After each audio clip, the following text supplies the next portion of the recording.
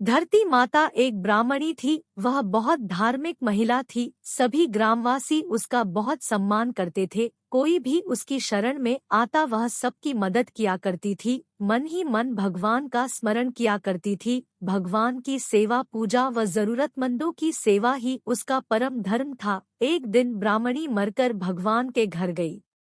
वहां जाकर बोली, मुझे बैकुंठ का रास्ता बता दो। स्वर्ग से एक दूत आया और बोला, ब्राह्मणी आपको क्या चाहिए? वो बोली, मुझे बैकुंठ का रास्ता बता दो। आगे आगे दूत और पीछे ब्राह्मणी मंदिर तक गए।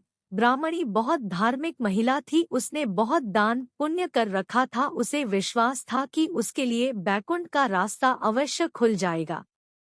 ब्राह्मणी ने वहां जाकर देखा, वहां बड़ा सा मंदिर, सोने का सिंहासन, हीरे मोती से जड़ित छतरी थी। चित्रगुप्त जी न्याय सभा में बैठे साक्षात इंद्र के समान शोभा पा रहे थे और न्याय नीति से अपना राज्य संभाल रहे थे। यमराज जी सबको कर्मानुसार दंड दे रहे थे। ब्राह्मणी ने जाकर प्रणाम किया और बोली, मुझे वैकुंठ जाना है।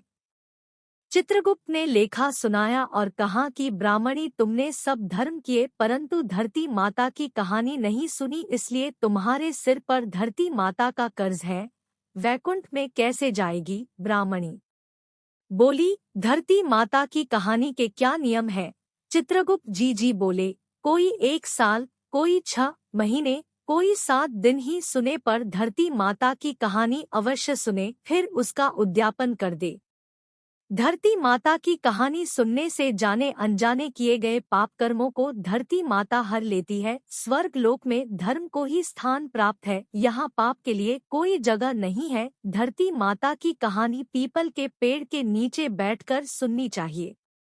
यह बात सुनकर ब्राह्मणी ने प्रार्थना की कि मुझे 7 दिन वापस पृथ्वी लोक पर जाने दो, मैं कहानी सुनकर वापस आ जाऊंगी। चित्रगुप्त जी ने उसका लेखा जोखा देखकर 7 दिन के लिए पृथ्वी पर भेज दिया। ब्राह्मणी जीवित ही गई। ब्राह्मणी ने अपने परिवार वालों से कहा कि मैं 7 दिन के लिए धरती माता की कहानी सुनने के लिए वापस आई हूँ। इस कथा को सुनने से बड़ा पुण्य मिलता है।